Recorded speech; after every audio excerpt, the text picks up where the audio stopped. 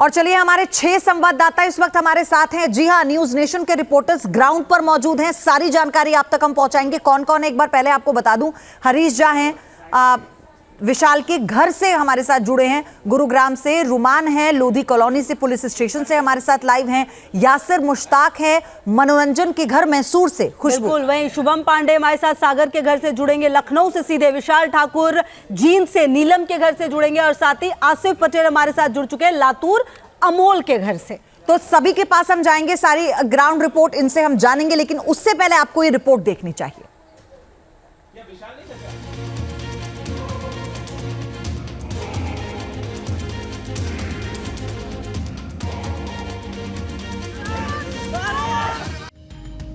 5 राज्य, 6 चेहरे। देश की सबसे बड़ी पंचायत को बंधक बनाने की कोशिश। मास्टरमाइंड कौन? संसद पर हमले की 22वीं बरसी के दिन सुरक्षा को तार तार करती ये तस्वीरें गंभीर सवाल खड़े कर रही हैं। 13 दिसंबर को संसद के शून्यकाल के दौरान देश के चुने हुए माननीयों की जान हलक में अटक गई। 2 लोग लोकसभा की दर्शक दीर्घा से कूदे और अपने जूते से स्मोक स्टिक निकाल ली। अगले ही पल लोकसभा पीले धुएं से भर गया। ऐसा ही प्रदर्शन संसद के बाहर भी हुआ। अभी तक की जांच में सिक्योरिटी ब्रेक के 6 किरदार सामने आए हैं। 2 ने संसद के अंदर हंगामा किया, 2 ने सदन के बाहर प्रदर्शन किया। 2 और लोग इस प्लानिंग में शामिल थे।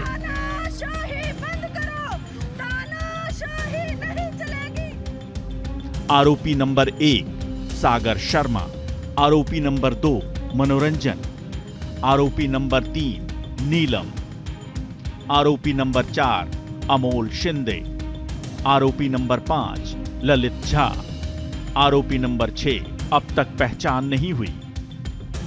देश की सर्वोच्च पंचायत की सुरक्षा को तार तार करने वाले आरोपी पुलिस की पकड़ में हैं। इन्हें पनाह देने वाले 2 लोगों को पुलिस ने गुरुग्राम से हिरासत में लिया है, लेकिन सवाल है कि इनके बाकी साथी कहां हैं? दिल्ली की पुलिस यहां से आके जो विक्की और विशाल है और उसकी वाइफ को डिटेन किया है और पूछताछ के लिए लेके गए हैं। तो इन्वेस्टिगेशन उनके द्वारा करा जा रहा है और फर्दर जो गुड़गांव की तरफ से जो भी हमारे से वो मदद मांगेंगे या जो भी जानकारी हमसे मांगेंगे तो हम उनके साझा करेंगे। जानकारी मिली है कि संसद की सुरक्षा में सेंध लगाने से पहले आरोपी गुरुग्राम में रुके थे। दिल्ली पुलिस ने गुरुग्राम से विकी शर्मा नाम के एक शख्स और उसकी पत्नी को हिरासत में लिया है। सवाल यह है कि देश के अलग अलग राज्यों से इन्हें इकट्ठा किसने किया? कौन है संसद की सुरक्षा को खतरे में डालने वाले इस गैंग का मास्टरमाइंड? अब तक की जांच में जो तथ्य सामने आए हैं, उससे आरोपियों की मोडस ऑपरेंडी को समझा जा सकता है। अभी तक की तहकीकात में सामने आया है कि सभी आरोपियों की एक दूसरे से ऑनलाइन पहचान हुई थी। सभी ने मिलकर संसद में हंगामे की योजना बनाई। इस हंगामे को अंजाम देने के लिए आरोपियों ने फ्रीडम फाइटर्स नाम का एक व्हाट्सएप ग्रुप भी बनाया। संसद देश की सर्वोच्च संस्था है। इतनी महत्वपूर्ण जगह ऐसी करतूत कर आरोपियों ने देश की साख पर पट्टा लगाने की कोशिश की है। सुरक्षा में चूक का यह बेहद गंभीर मामला है। सवाल है कि लोकसभा की दर्शक दीर्घा से कैसे कूदे आरोपी? संसद की मल्टीलेयर सुरक्षा व्यवस्था को कैसे दिया चकमा?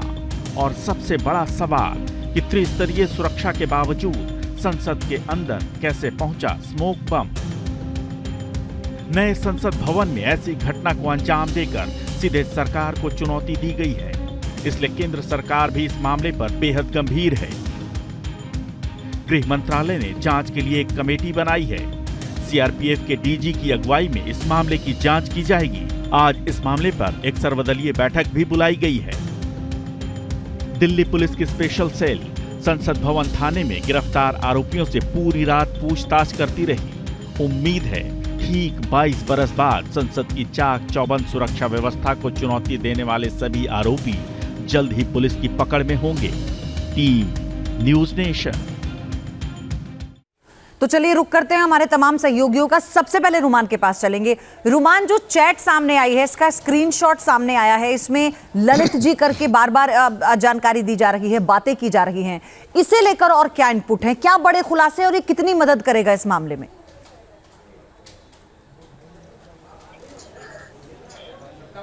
देखिए, बिल्कुल ललित झा फरार है और वो एक मिस्ट्री पर्सन के तौर पर सामने आया है। ऐसा हो सकता है कि वही मास्टरमाइंड हो और उसी ने इन सभी को रेडिकलाइज किया हो, क्योंकि इन सभी चारों आरोपियों के जिन्होंने संसद के अंदर और बाहर स्मोक बम चलाया, उनके मोबाइल ललित झा के पास ही हैं। स्पेशल सेल की 2 टीमें डेडिकेटेड हैं ललित झा की शिनाख्त करने में, उसे पकड़ने के लिए। उसकी लास्ट लोकेशन निमराना आई थी। निमराना के गंडाला गांव में जब स्पेशल सेल की टीम पहुंची तो वो वहां से भी फरार हो चुका था। फिलहाल ललित झा के बारे में तमाम जानकारियां जुटाई जा रही हैं। सबसे महत्वपूर्ण बात यह है कि ललित झा के कहने पर ये सभी लोग इंडिया गेट पर असेंबल हुए थे, जहां पर अनमोल शिंदे ये स्मोक बम लेकर आया था। उसने इन सबको डिस्ट्रीब्यूट किए थे, जिसके बाद ये अपने अपने गंतव्य पे चले गए थे। ललित झा ने ही संसद के बाहर वीडियो बनाया था और उसको एक NGO चलाने वाले को भेजा था। उससे जब पूछताछ की गई तब उसने बताया कि NGO ने ललित झा को किसी भी तरह का कोई आई कार्ड इशू नहीं किया था, क्योंकि ललित झा से कई बार जब उसका फोटो, उसका आइडेंटिटी प्रूफ, आधार कार्ड मांगा तब ललित झा ने टालम टोल की। मतलब साफ है कि ललित झा कहीं पर भी अपना कोई डॉक्यूमेंट, कोई पता नहीं देना चाहता था। फिलहाल वो कहाँ है, उसको पकड़ने में स्पेशल सेल की टीमें जुटी हुई हैं और फिलहाल इस पूरे मामले के मास्टरमाइंड के तौर पर ललित झा को देखा जा रहा है। लेकिन जो तमाम फोन ललित झा के पास है इन सभी आरोपियों के, वो जब बरामद होंगे उनसे उनकी चैट हिस्ट्री और तमाम चीजें सामने आएंगी, जिससे जो मेन मास्टरमाइंड है या फिर किस तरह से साजिश रची गई उस पर से पर्दा हटेगा। फिलहाल ये जो चारों आरोपी हैं इनको 2 बजे के बाद स्पेशल सेल की टीम मेडिकल कराने के बाद कोर्ट में प्रोड्यूस करके रिमांड मांगेगी, ताकि आगे की पूछताछ और की जा सके। लेकिन अब तक की इन्वेस्टिगेशन में साफ है कि भले ये लोग अलग अलग तरह की बातें कर रहे हो, किसान आंदोलन की बातें कर रहे हो, बेरोजगारी की बातें कर रहे हो, लेकिन इसका मकसद कुछ और था और एक गहरी साजिश थी जो साजिश थी और इसी को समझने की कोशिश लगातार हम कर रहे हैं। रुमान, आप रहिए हमारे साथ, हमारे तमाम सहयोगी भी जुड़े हुए, हरीश भी लगातार हमारे साथ जुड़े हुए। हरीश, देखिए, आप गुरुग्राम में उस जगह पर मौजूद है जहां पर कहा यह जा रहा है कि इस पूरे घटनाक्रम को अंजाम देने से पहले वाली रात ये सभी यहीं पर मिले थे और इसी के दोस्त बताए जा रहे हैं चारों। क्या कुछ जानकारी आपके पास है? जी देखिए, बिल्कुल अभी मैं विक्की के घर पर ही हूँ और हमारे साथ कुछ पड़ोसी भी जुड़े हैं, उनसे भी बात करने की कोशिश करते हैं। सर, क्या नाम है? मेरा नाम YP सिंह है। आपका घर एकदम विक्की के घर के सामने है, साफ नज़र पड़ती है। किस तरीके के हालात थे, क्या विक्की के बारे में बता सकते हैं? हालात तो ठीक है, ये अपने आप में मस्त रहता था ये लड़का, और ऐसा कुछ लगता नहीं है जैसा ये मीडिया में देखने को आ रहा है। और बस इसके अंदर एक कमी थोड़ी बहुत थी कि ये पीने पाने वाला आदमी था और इस तरह की गतिविधि में शामिल हो सकता है ऐसा नहीं सोचा भी नहीं था। हमें तो मीडिया से पता लगा। तो कई बार इनके घर में झगड़ों की भी बात सामने आई है, शराब पीने की। झगड़े में आपस में झगड़ा करते थे, किसी और के साथ नहीं। कोई और तो कहता था तो बल्कि फिर चुप भी हो जाते थे, ऐसा नहीं था। आपस में झगड़ा करते थे। शराब पीने की बात रही? शराब पीने का आदी था, आदतन शराबी था। और क्योंकि आपका घर ठीक सामने है, हम सिक्योरिटी भी देख रहे हैं कि उसके अलावा पुलिस आई थी, आपसे बातचीत की थी? हाँ, बातचीत की थी, आए थे, पता किया था। जो क्वेश्चन कुछ करने थे उन्होंने पूछ के पता लग गया जो भी था। बाकी और क्या कोई मिलने आता था उससे, इसके बारे में कुछ? मिलने वाला कोई नहीं आता था। कभी कभार कोई एक आधा आदमी होता है तो ये नहीं हम तो यानी कुल मिलाकर पुलिस की छानबीन देखी जा रही है, आस पड़ोस के लोगों से जानकारी जुटाई जा रही है, बर्ताव को लेकर, परिवार को लेकर भी किस तरह से परिवार में रिश्ते रहे हैं, तो ये सब शायद जांच में मदद करेगा। लेकिन यासिर भी हमारे साथ है, मनोरंजन के घर से मैसूर में वो मौजूद है हमारे साथ। यासिर, वहां पर इस वक्त क्या डिटेल आपको मिल पा रही है? पुलिस वहां पर भी गई थी, क्या जानकारी है?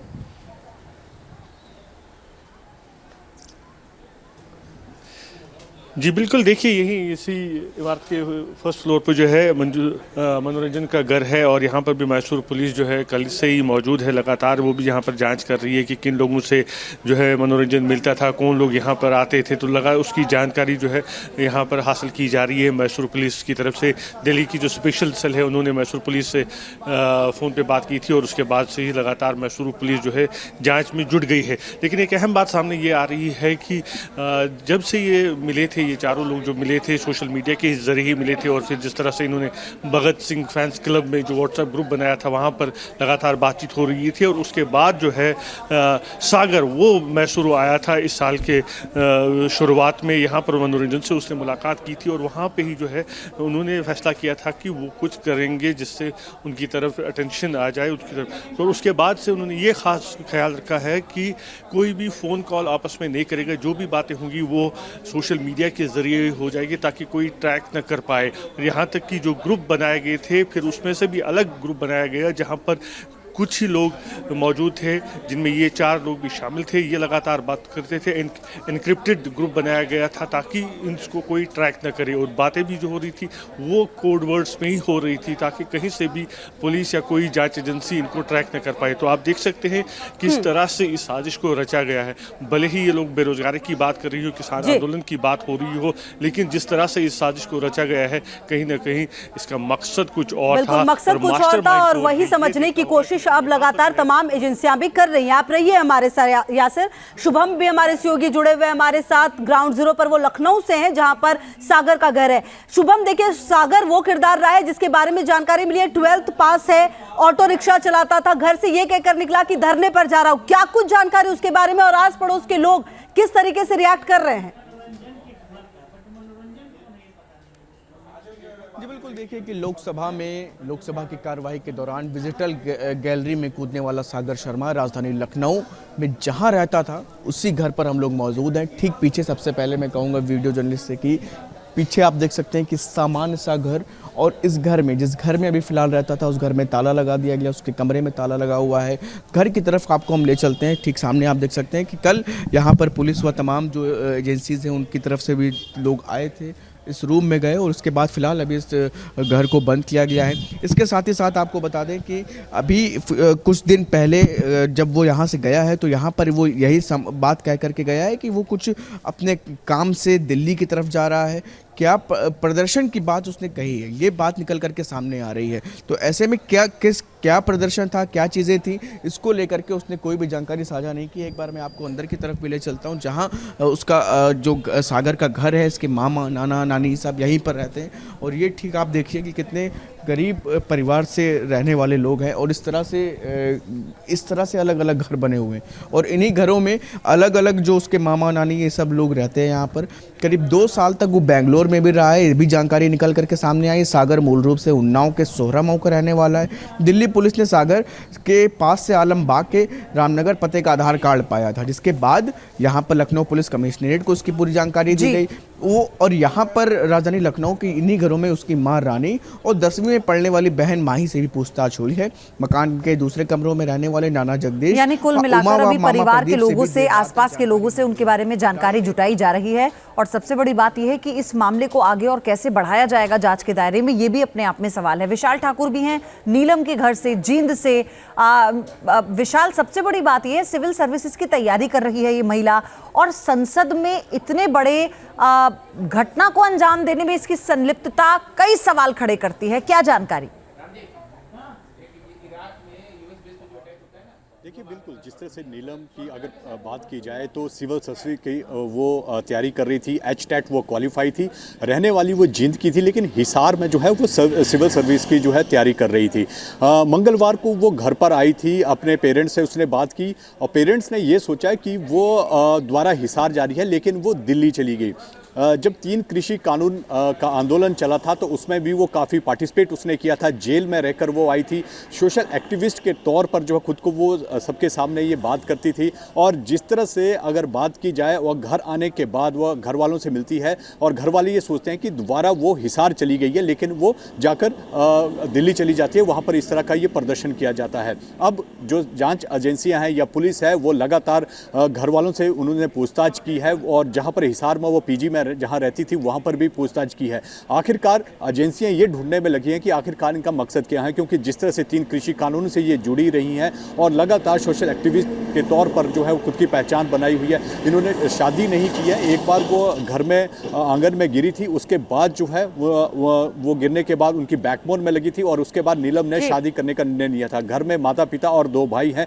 जो पिता हैं वो हलवाई की दुकान करते हैं और जो भाई हैं वो दूध का काम करते हैं। एक गरीब परिवार से आते हैं, लेकिन जिस तरह से अब वो इस तरह के प्रदर्शन में शामिल हुई है तो अब जांच एजेंसियां हर पहलू को खंगाल रही हैं कि आखिरकार इसकी पीछे की वजह क्या है। ठीक है विशाल, आप रहिए हमारे साथ। हमारे सहयोगी आसिफ पटेल भी हमारे साथ जुड़े हुए अमोल के घर से हैं, लातूर में मौजूद हैं। आसिफ, देखिए अमोल के बारे में भी जो जानकारी मिली है कुल मिलाकर यही कि वो सेना की जो एग्जाम्स वगैरह है उसकी तैयारी कर रहा था। आखिरकार जब आप वहां पर पहुंचे तो क्या जानकारी मिल पा रही है, किस तरह की मानसिकता था, माँ बाप के बारे में क्या जानकारी मिल पा रही है? देखिए, अमोल शिंदे नाम का जो शख्स है पिछले 9 तारीख के दिन दिल्ली के लिए रवाना हुआ था। यहाँ से बताया था माता पिता को कि मुझे पुलिस की ट्रेनिंग के लिए, पुलिस भर्ती के लिए मुझे दिल्ली जाना है। जी, दिहाड़ी मजदूरी का काम करते हैं यहाँ पर। कल पता चला, अब तक तो इनको पता भी नहीं था। जब 4 बजे घर पर पुलिस आई तब उन्हें पता चला कि उनका लड़का दिल्ली में कुछ किया है। यानी दरअसल बात यह है कि पूरे मामले का इनको अब तक कोई पता नहीं था। जैसे पुलिस वहां पर पहुंचने के बाद तब पता चला कि ये सब मामला वहां पर हुआ है। तब जाकर इसकी जांच शुरू की गई। लातूर पुलिस घटनास्थल पर कल 4 बजे वहां पर रवाना हुई थी। पुलिस ने पूरी इंफॉर्मेशन निकाली। ये अमोल शिंदे नाम का शख्स 12वीं तक एजुकेशन जो है लातूर में किया था। ग्रेजुएशन की पढ़ाई चालू थी। सेना में भर्ती होने का उसका ख्वाब था। पुलिस के लिए उसने ट्राई किया था, पर कुछ मार्क्स की वजह से वो नाकामयाब रहा। इसीलिए अब वो पुलिस के लिए ट्राई करने के लिए कभी दिल्ली कभी मुंबई के लिए यहाँ से जाता था। इस तरह का उसका जो ख्वाब था, ये ख्वाब के चलते माता पिता का। जी, ठीक है अमोल, बेहद महत्वपूर्ण जानकारी आपने दी है। आप भी रहिए, अमोल के घर से मौजूद थे हमारे सहयोगी। और देखिए, इसी बीच जो एक बड़ी खबर आ रही है वो अपने दर्शकों को